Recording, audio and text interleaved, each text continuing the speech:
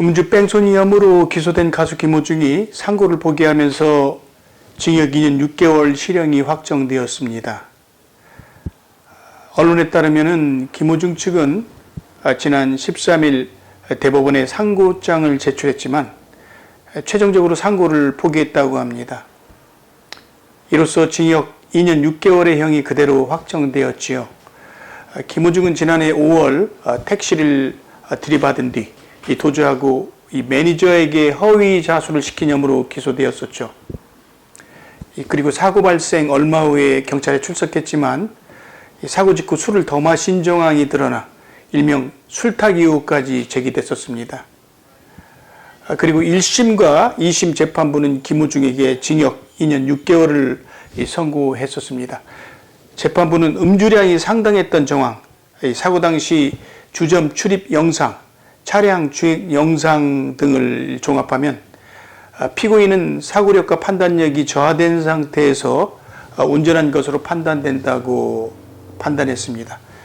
김호중은 항소심 최후 변론에서 이 서울구치소에 수감돼 있던 동안 잘못을 하나도 빠뜨리지 않고 들여다보고 제 진심을 담아 반성하려고 노력했다라며 제가 지은 죄는 평생 지워지지 않겠지만 이번 일을 기폭제 삼아 이전과 다른 새 삶을 살도록 가꿔 나가겠다라고 밝혔습니다.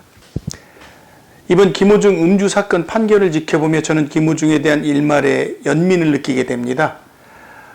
이번 판결이 일반인이라면 집행유예 정도로도 풀려날 수 있는 사건임에도 이처럼 도가 지나친 형량을 내린 이유가 그가 연예인이라는 유명세 판단일까요? 하지만 이번 사건은 단순한 형사 판결을 넘어서 사법적 반성과 형 감경의 기준은 어디까지인가? 그리고 한국 사회의 술 문제가 무엇인지 아는가라는 물음을 던져주고 있습니다. 김호중 씨는 2024년 음주운전 은폐 및 운전자 바꿔치기 혐의로 기소되었고 1심에서는 벌금형을 선고받은 바 있습니다. 하지만 검찰은 이에 불복해 항소, 2025년 4월 25일 이 서울 고등법원 형사 5분 2심 판결을 선고합니다. 이 핵심 혐의는 음주운전 후 도주, 범인 도피교사 사건 은폐 시도 등입니다. 이와 관련해 김호중 씨는 재판 과정에서 자신의 혐의를 인정하고 사과하고 무려 130장의 자필 반성문을 제출했다고 합니다. 이 법적 쟁점, 이 반성문 130장이 과연 형을 줄일 수 있을까 하는 문제입니다. 한국 형사재판에서 반성은 매우 중요한 양형 요소 중에 하나라고 합니다. 사실 엄격한 법치국가인 미국에서도 당사자의 반성문과 그를 알고 있는 지인들의 증언과 선처 호소문도 판결에 중요한 영향을 미치고 있습니다만 그것보다도 더 중요한 사실이 있습니다. 그 사람의 사회적 기여도입니다. 그것이 그 사람이 평소에 그 사회에 좋은 영향을 끼친 점, 그리고 대중에게 유익함을 제공한 점, 그리고 이번 사건이 고의성이 없는 술이나 마약의 죄에 판단력이 흐려져 단 한 번의 잘못된 실수로 인해서 치중운전을 했는가 하는 문제입니다. 여기서 한국의 검찰이 주장하거나 김호중을 비난하는 대중들은 그가 고의적으로 도주하고 운전자를 바꿔치기 하지 않았냐 하는 주장이지요. 이 문제의 논점은 술 문제에 대한 전문적 영역에서 판단해야 하는 문제입니다. 즉, 음주자의 술 문제가 어느 정도인가 하는 전문적인 평가와 진단이 중요합니다. 술 취함에 몹시 관대한 나라인 한국에서 여전히 술 문제가 과연 무엇인지에 대해서 정확한 의학적 판단을 내려주지 않고 있는 현실의 모순이 많습니다. 개인의 술 문제는 정확한 의학적, 임상적 진단이 중요합니다. 대중의 인기 스타였던 김호중이 과연 그런 어리석은 결정을 내릴 수 있었을까요?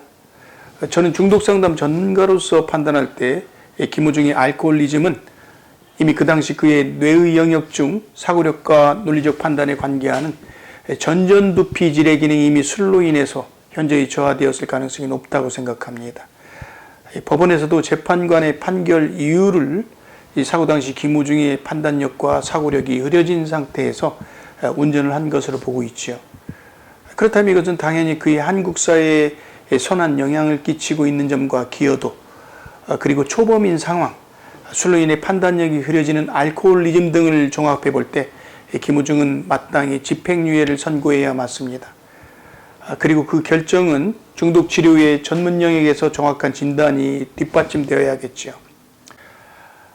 미국에서는 이런 경우에 집행유예와 함께 법원에서는 운전자에게 성실하게 알코올 사용장애 치료를 할 수 있는 상담 프로그램을 명령하고 있습니다.